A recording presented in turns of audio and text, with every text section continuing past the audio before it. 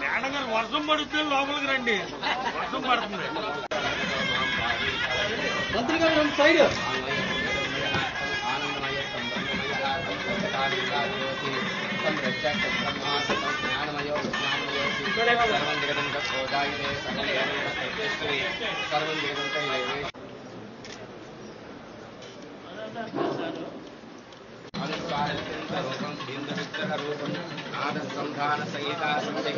सैसा गणेश विद्या कनक ऋषि ओम नमो राधवदे नमस्ते नमोदराय एकदंताय विघ्नविनाशने शिवसुताय श्रीवरवर्धनमूर्तये नमो नमः ओम महागणाधिपतये नमः ओम विकारासनगद्विदानलसिकां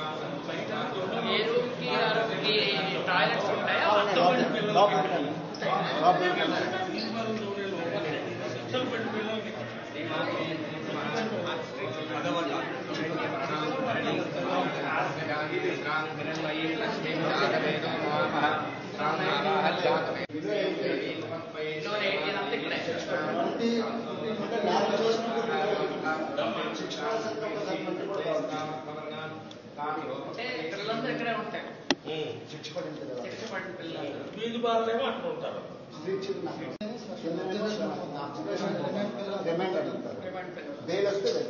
ఆ జడ్జీలు కూడా వస్తుంటారు కదా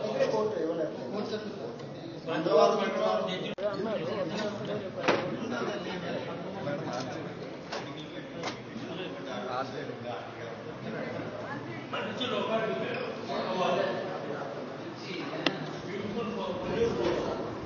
ఈ లెఫ్ట్ లో పైకి తోనే లో మేడం ఈ జాకెట్ మనం పైకి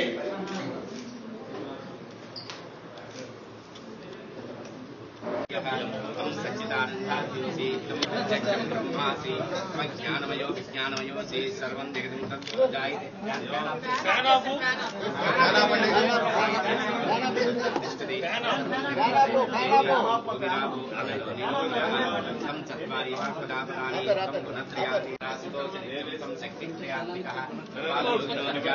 नित्यं तं ब्रह्मत्वं विश्वत्वं रुद्रस्वं इंद्रस्वं अग्निस्वं वायुस्वं पटियस्वं चंद्रमास्वं ब्रह्मभूतस्वं आर्यावर्णासिं तरणं अनुस्वारवनतरः ते सुदर्शनं तारकं ओम नमो बृहस्पतये नमो गणपतये नमो गणपतये नमस्ते नमोदराय एकदंताय विघ्नविनाशने शिवसुताय श्री वरवर्धनमूर्तये नमः ओम श्री श्री श्री गोविंदं गणपतये भगवता समस्तमेतस्मानाय स्वाहानके गणापतये नमः ओम प्रणो देवी सरस्वती देवी पादेवी श्रीरामचन्द्राय देवा अस्मदाचार्य वन्दे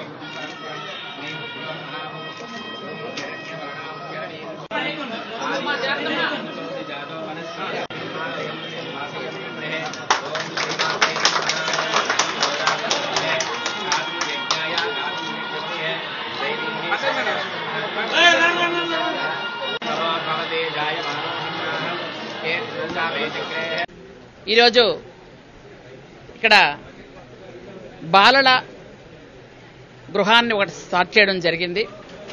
ఇది 60 లక్షల రూపాయలతో దీన్ని మేము ప్రారంభించడం జరిగింది. దీన్ని ఇక్కడ గౌరవ స్థానిక ఎమ్మెల్యే గారు మా అందరికీ పెద్ద, ఎప్పుడు పనంటే పని రాక్షసుడు ఆయన ఎమ్మెల్యే గారు వెలగపూడి రామకృష్ణ బాబు గారితో కలిసి ఈరోజు ఇక్కడ ఈ ప్రాంగణాన్ని స్టార్ట్ చేయడం నాకు చాలా ఆనందంగా ఉంది. అయితే ఎవరైతే ఈ 6 జిల్లాల్లో శిక్ష పడుతుందో అట్లాంటి 18 సంవత్సరాల లోపున్న పిల్లల్ని ఇక్కడ తీసుకొచ్చి సురక్షితంగా ఉంచి వాళ్ళకి ఇక్కడ విద్యాబుద్ధులు నేర్పించి వాళ్ళ సత్ప్రవర్తన బాగుంటే వాళ్ళకి ఇక్కడి నుంచే అన్ని విధాలుగా వాళ్ళ చదివించడం కానీ వాళ్ళ ఆరోగ్యం మీద శ్రద్ధ చూపించడం కానీ ఇవన్నీ కూడా చేయాలని ఒక మంచి ఉద్దేశంతో గౌరవ ముఖ్యమంత్రి వర్యులు నారా చంద్రబాబు నాయుడు గారు మన రాష్ట్రంలో ఈ మధ్యకాలంలో మీరు చూస్తున్నారు అన్ని సంక్షేమ అభివృద్ధి కార్యక్రమాలు చేసుకుంటూ వెళ్తున్నారు. పిల్లలు ఏదో ఒక ప్రభావం వల్ల కానీ లేదనుకుంటే ఆ చుట్టుపక్కల ఉన్నటువంటి పరిసరాల వల్ల కానీ ఏదైనా తప్పు జరిగితే ఆ పిల్లల్ని పూర్తిగా జైల్లో మగ్గించకుండా ఇలాంటి ప్లేసుల్లో ఉంచి వాళ్ళకి విద్యాబుద్ధులు నేర్పించి వాళ్ళని పరివర్తన చెందే విధంగా మార్పు తీసుకొచ్చి వాళ్ళని ఇక్కడి నుంచి సమాజంలో పెడితే చదువుకున్న తర్వాత ఇక్కడి నుంచి సమాజంలోకి వెళ్ళి వాళ్ళు మంచి పౌరులుగా మళ్ళీ చేసిన తప్పు మళ్ళీ చేయకుండా వాళ్ళకి ఒక మోటివేషన్ క్లాసులు ఇక్కడ ఇవ్వడం కానీ సైకాలజీ క్లాసులు ఇవ్వడం కానీ హెల్త్ పరంగా వాళ్ళకి అన్ని విధాలుగా వాళ్ళని జాగ్రత్తలు తీసుకోవడం కానీ అలాగే కౌన్సిలింగ్ ఇప్పించడం ఒక మంచి జడ్జిలతో కౌన్సిలింగ్ ఇప్పించడం కానీ ఇట్లాంటి కార్యక్రమాలన్నీ కూడా ఇక్కడ జరుగుతాయి. కాబట్టి పిల్లలందరూ కూడా చక్కగా ఇక్కడ మంచి కొత్త బిల్డింగ్ ఒకటి స్టార్ట్ చేసాం 60 లక్షలతో. కాబట్టి పిల్లలందరూ కూడా చదువుకొని సత్ప్రవర్తనతో బయటకు రావాలని నేను మనస్ఫూర్తిగా కోరుకుంటున్నాను. Thank you. ఏంటి అదే అంటే యాక్చువల్గా అంటే మీరు ఈ మధ్యకాలంలో చూస్తున్నారు గత 5 సంవత్సరాల్లో కొంచెం ఎక్కువ జరిగాయి ఇవన్నీ. ఇప్పుడు నేను పూర్తిగా తగ్గిపోయానని చెప్పను, అంటే పూర్తిగా పోయాయని చెప్పను, కానీ తగ్గాయని మాత్రం ఖచ్చితంగా చెప్పగలుగుతున్నాం. అయితే ఈరోజు జరిగిన విషయం అయితే మాత్రం సభ్య సమాజం తలదించుకోవాల్సిన విషయం. నేను అందుకే ప్రతి మీటింగ్లో కూడా అందరికీ రిక్వెస్ట్ చేస్తూ ఉంటాను, పిల్లల్ని బయటకు పంపించేటప్పుడు ఆడపిల్లల్ని జాగ్రత్త అని చెప్పి బయటకు పంపిస్తున్నాం. కానీ మనకి ఆడపిల్లలు మగపిల్లలు కూడా ఉండేటప్పుడు ఒక బాబు పాప మన ఇంట్లో ఉంటే ఇద్దరు బయటకు వెళ్ళేటప్పుడు ఇద్దరినీ జాగ్రత్త అని చెప్పాలి. నువ్వు బయటకు వెళ్తున్నావు జాగ్రత్తగా రా. మగపిల్లడు బయటకు వెళ్ళేటప్పుడు కూడా ఎక్కడ బయట నువ్వు అల్లరి పెట్టకూడదు, ఏ అమ్మాయిని ఏమనకూడదు అని మనం ఇంట్లో పిల్లలకు కూడా కొంచెం మర్యాద సంస్కారం నేర్పించాలన్నది మనం ఖచ్చితంగా అందరికీ చెప్పాల్సిన విషయం ఇది. ఈ కాలంలో ఏంటంటే అలాగని తల్లిదండ్రులు తప్పని నేను చెప్పను, కానీ ఈ మధ్యకాలంలో చూస్తున్నటువంటి యూట్యూబ్ ప్రభావం కానీ సోషల్ మీడియా ప్రభావం కానీ అన్ని ప్రభావాలు, ఎందుకంటే జరుగుతున్న సినిమాలు చేస్తున్నారో సినిమాల్లో చూసి మనం చేస్తున్నామో తెలియదు, కానీ ఆ ప్రభావం కూడా పిల్లల మీద ఉండటం. కాబట్టి ఎక్కువగా ఈ డ్రగ్స్ ఉపయోగించడం కానీ గంజాయి మత్తులో కానీ ఏం చేస్తున్నామో తెలియని పరిస్థితిలో కూడా ఈ మధ్యకాలంలో చిన్నపిల్లలు కానీ పెద్దవాళ్ళు కానీ ముసలి వాళ్ళు కానీ బిహేవ్ చేయటం మనం చూస్తున్నాం. ఇలాంటి సంఘటనలు జరిగేటప్పుడు అది చాలా బాధాకరం. నిజంగా ఇట్లాంటి సంఘటనలు జరగకూడదనే మనస్ఫూర్తిగా అందరం కోరుకుంటున్నాం. చట్టం ఖచ్చితంగా పోలీసులు దీని మీద చర్యలు తీసుకుంటున్నారు, దీని మీద ఎంక్వైరీ ఆల్రెడీ జరుగుతోంది. కాబట్టి తప్పు ఎవరు చేసినా శిక్ష అయితే తప్పదు, దానిలో ఖచ్చితంగా ఉంటుంది. కానీ అమ్మాయిలను ప్రొటెక్ట్ చేసుకోవాల్సిన అవసరం మనందరి మీద ఉంది. ఒక్క ప్రభుత్వం మీదే ఉంది, లేదా ప్రజాప్రతినిధుల మీద ఉంది, లేదా అధికారుల మీద ఉందని చెప్పకుండా పిల్లల్ని అమ్మాయిల్ని అనకుండా చిన్న చిన్న చంటి బిడ్డలతో సహా అందరి మీద ఈ అత్యాచారాలు జరగటం, కిడ్నాపులు జరగటం ఇవన్నీ జరుగుతున్నాయి. కానీ గత సంవత్సర కాలంలో ఈ గంజాయిని పూర్తిగా తగ్గించడం వల్ల కొన్ని తగ్గాయి. లేకపోతే గంజాయి మత్తులో ఏం చేస్తున్నారో తెలియని విధంగా చేసుకుంటూ వెళ్లేవాళ్ళు.